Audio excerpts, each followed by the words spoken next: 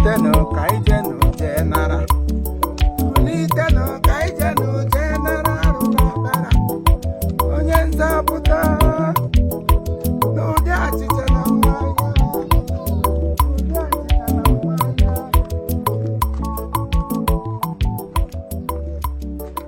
No diachi tena. You former Father Chimobi. Say former father again. Hey, former Father Nwa Aba. Anga ki wote wuro nwem. Ele ki guzo nuze menna. Only when you keep a former father. Owa onye no n'ohuru nu na amadu si wona former. Onye bishop shi na ihe haka diocese. Amago suspension. My big asambodo sugu stay at home for 1 month. Come be bra kwushi idi na abia akoyiri aga n'ulo etu ndi na egwu wayo. Obodo na ojibe hoyi. Ele ka igbabere n'uzo ngo onye ka ichege ele ndi idege. Chere Imo enweghị m chịọta. Ọmụ ka ị na-akpọ former father mụ. Onye enyere na otu eshinye go suspension na. Ọkwa ịnọrọ ya gbu ha ahụ god. Awụ onye mbụ enye suspension. Mgbe e nwere ihe m chọrọ ịghọta from you, ọmụ onye mbụ enye tụrụ na suspension as a father. Iji mara nnọọ doro anya na dis ka ewi dagịrị na kerosene. Kpọkpọ ụmụ former father. Ihe m na-agada like iteke n'aka go black pen. Anọ katakwala ga akparịa maka kparịa ma aka nwere aka ote kụwa ga anyị. Anyway, for your information, suspension ma for ntabiri na nsi. Offer ntabiri na nsi. Before you know it na ka agaala. Ge hụkwa m n'ote m ma batakwa n'ote m. Ha ga anụ n'ọdụ. Biko, elebe isi, lee ụzọ gawa elebe isi. Echi m na Paris. Amamsa ewepụrụ ihe na-atagbu mmadụ. Mụta ka ndị ka nọkwa na Paris. Mmadụ masị m sị mma m ụzọ ga-aga m ka agara m confession ya. Sị m ga nata oriri. Ọ bụ ya ka m gara uro na Paris. Fada ewetara ike ugbu a ka ya ka njọ. Fada nwegide ntọ n'ire ọkụ ada na ihe ọ na-ekwu. Fada bido masị. Otu ka ọgwọ katata ka mmiri ọkụ. Elele m anya adịghị m na-ama ọ na-ekwu. Before ya kwupụta ofu okwu na mgbe a na-eme n'aha nna na nna wa ka anyị tụrụ na-anwụ na nna mgbe na-emere na nwa mgbe a na-erule mmụọ nsọ ndị nwa na-agbasa ọ kara unu mma. Ị hụrụ ka ahụ hụrụ na-akara unu mma because mgbe m na-apụta like this ma ewepụta my time na-ekwuru na okwuchukwu ka ezigbo fada ama nna na nwa na mmụọ nsọ ya na-atụ unu gị nọdị m gị buru agwa ọjọọ gị nọdị m ikwedu m ekwe fada ọzọ ị ga-ahụ nga ma ọ bụ onye isi ya wuru onye ogbi ma ọ bụ onye ngwọrọ ị ga-ahụlata ezigbo fada n'ụwa na parish ụlọ ahụ ntịmalachi m were mbibi bigbuo onye ọwụ ya alaba eji spagulu nya dị onye ọwụ na chọọchị ihe m ji agwa gị ihe ahụ maka Chineke kere m na gị otu esiri m ihe ana m ekwu besa fada kwuru ka anyị na-anụ ndụkwa ya bido ahụ kwe niile ekwe ka ha ala ya na Latin so ọwụ Latin bụ ihe anyị bịara lata na-ekwu na fada ekwuru ihe anyị na-anụ ụnụ ga ahụ Latin ihe anyị bịara taa chọọchị ndị ogbo nga one side dinere na-arahụrụ onwe m ụra nga m nọ na-arahụ ụra arị mgbe eji gbasa wọ mmadụ masị amadụ m ndị mmadụ alasịcha na m tete wọ na mbọchị ikpeazụ ụta ka ọ ga-adịrị gị gaa n'ebe ị na-ehi ụra Jesu Kristi siri eluigwe gbatuo otu akpọrọ ndị ọ ga-ahọ hapụ ndị dị ka gị gawa onye mmehie otu a ka a ga-eji ụkwụ gbaba gị otu ka a ga-agba gị ka futbọọlụ gbama gị ọkụ mmụọ ka ị ga-anọgide na ịtapara n'ahụ moto ekwesị gwa onye nwe Chineke nna wụ Jesu Kristi onye gbadoro ụkwụ nkịtị Jesu Kristi bara mmadụ ọ ihe ọma ka ekwesị ga-agba gị left onye Jesu na-agba gị okwu anya gị nọgide n'ihu ya nọ n'azụ ọ nọgide n'aka nri ya nọ n'aka ọ migration ọ bụ migrate ị nọ na nsogbu ka ịhụrụ otu ihe isi ike nwere ịdị ka ndị eseleti gụrụ na ọ gaghị adịlatara na mma ihe otu ịdị na eseleti ala gị na ọ gaghị adịrị gị na mma na otu ịdị gị nyecha fada etere mma na onye dị ka mụ gị nọdị m si na ọ gaghị adịlatara m na mma ihe eme unu ego m asọ ihe m mere akụọ m suspension ma alawa ugbu a ịbịala bịa complain nwa na akpọtara gị fada n'ime anụ fada nso fada akụ ugbo ebutere na ya iwu generator ya na-asụ nga akwụkwọ I pass my neighbor saa fada nke ele ebe esi ekege gị n'ire a na-ewere mkpa were mma chasị tụtụ some things ya we better time. Ebe. Say a better one no ki ji n'aka. Na ka 1 million no no. Oh, otu a nna m kwuo ndụ. 1 million one no na hi ji n'aka. Gị hapụ meli ha. Ewo so. Ihe we here na bo a better time. Anya we better. A better time ka 1000 no no here. Awu moto mkpụrụ nnu na iji n'aka gị hapụ meli ha. Na ga no n'ọdụ ewo so. Ewo so at hand. In fact, iwu dele at hand. Onye mere the bed, iwu te asị bed iwu onye ga-edoru gị n'elu onye ọhụrụ kan iwu te awụsa at hand ute rere ute dị elu ụmụazị ga n'ọdị ị na-akpọ inye esago nwe iwe oyi gị nwe iwe ọkụ m nwa nwere iwe microwave differences ị ga-ahụ ihe na-like gịnị ka m ga-ahụ m na-ahụ difference anyị dị iche iche ọ ka mma na ije ọsụrụ shi nga apụwa na suspension ga na-agwụ na mma agwa ahụ bishọp ya mere olu ga-etu ihe mgbe a na-eme na gị ekele onwe gị n'ọnwụnwa ka a ga-eji a ga-edi rope rịrị gị ma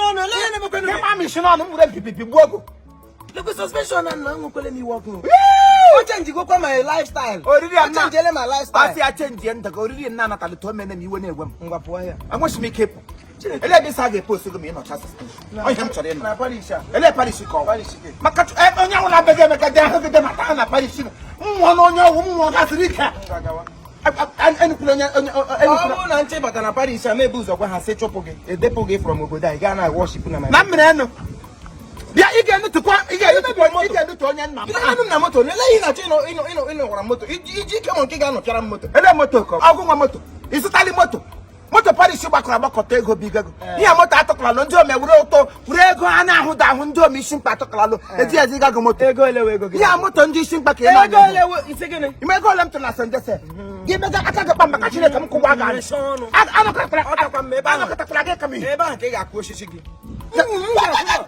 iwu onye ara idere onye nna aka n'ọnụ onye nna onye isi ndị CFO onye nna isi ndị parish St. Joseph onye ezigbo isi na eke mara aka maka Chineke gị agụmakwa gị isi agụmakwa bịa amakụbụgụ Chineke kpọkwa gị ọkụ ị na-akụkwa m kọpụkwa nwe dị na parish ịkụwara m glaasị moto m egbu ọkụsiena m ọchị isi ọka mma bịa ndị mmụọ fọrịala m gị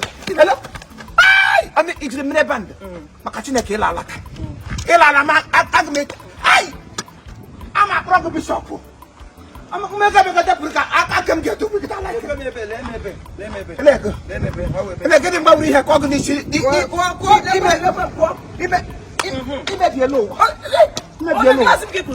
ele glaasị ndị ome isi mkpa ka akụrụ ya ụdịgị nwe moto a ga-anapụ gị moto na ọ bụ ya ka ị na-eji akpa ike ojoọnụ kara ụmụnna ya fada arụrụ ala ojoọnụ kara ụmụnna ị ga-enyepụ m okwukwe n'ime o a na-akụ gị ogbi 1 hour na m ga-eme kishọ na ị dara ogbi for 1 hour ikwukwuru onwe nwere okwu 1 hour na iwu onye ogbi kwupụta okwu manụ ogbi 1 hour ka ị ga-adị nwe kwuo osisi ametụ mmebi ị ga-akụ ogbi for 1 hour ị ga-ekwu pịa na ege mgbọkụbikwa ego ọnụ mgbọkụbi ego ọnụ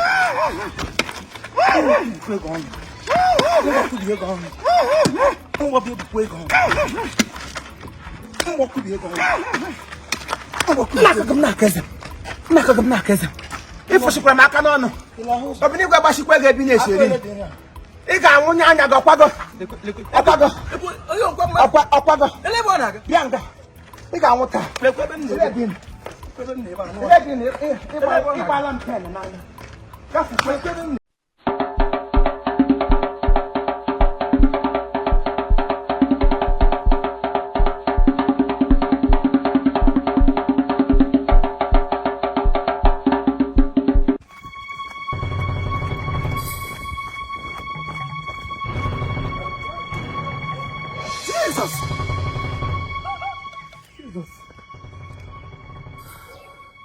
Yeah, this man.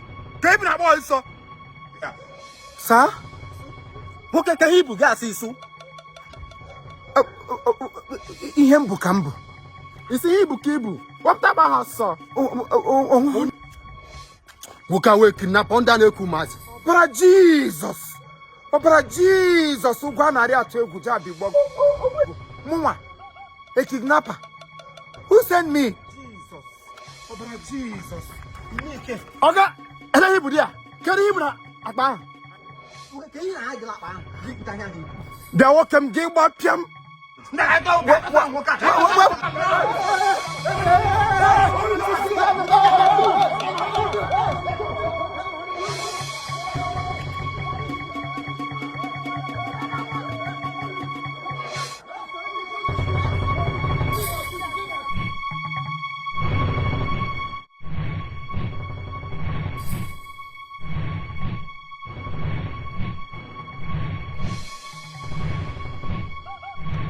Go back to us now, eh? What do you bring now? Open this thing.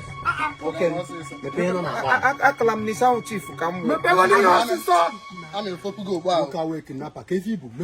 Ask man, I want to make kidnapper. Oh, yeah, what are you carrying? Bring it up. Yeah, personal thing. I want to see that in the matter. Chere.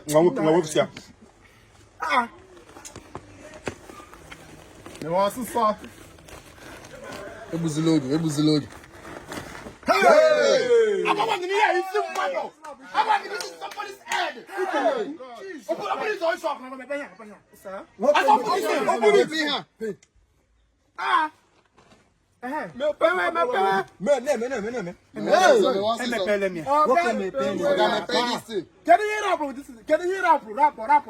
See guys, relax now.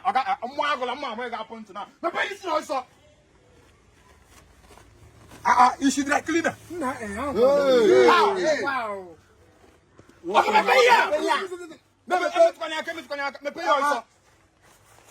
No, personal thing. Open it.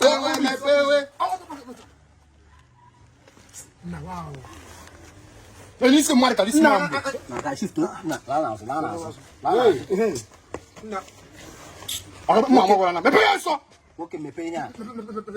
One day you go there as well. Maybe then I want you.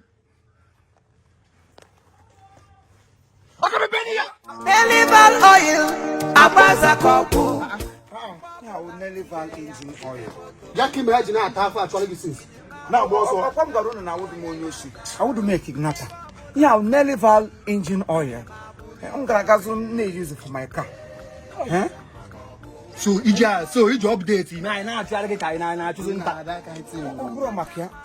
You know that this oil is new in town. Yeah, the best engine oil so far in town. And once the thing enter market, people they rush. So as I see this one buy, I want to hold it because it's so precious to me. Without this oil, my car cannot move.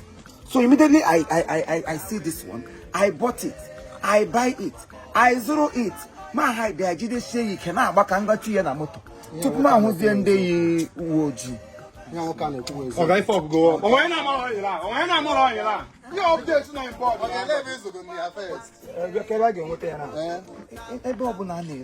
Any filling station around you, anywhere where they sell oil for this time, if you request for it, they will bring it for you. You might not even see it because one are very scarce. Able material 20 container kaya water. So what you do is place order and it will come to your doormat with Nelival engine oil. Your motor will get in Apasa.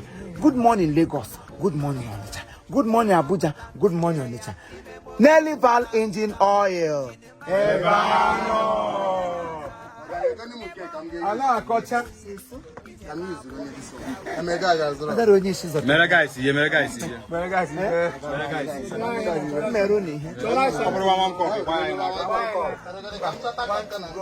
Nelival oil. Engine oil ọna-abụ para moto ga-awụrụ tantam ụgbọala ga-efewe zamzam moto ga-akwọrọ cham breki ga-were Nimo Gwen! I will update.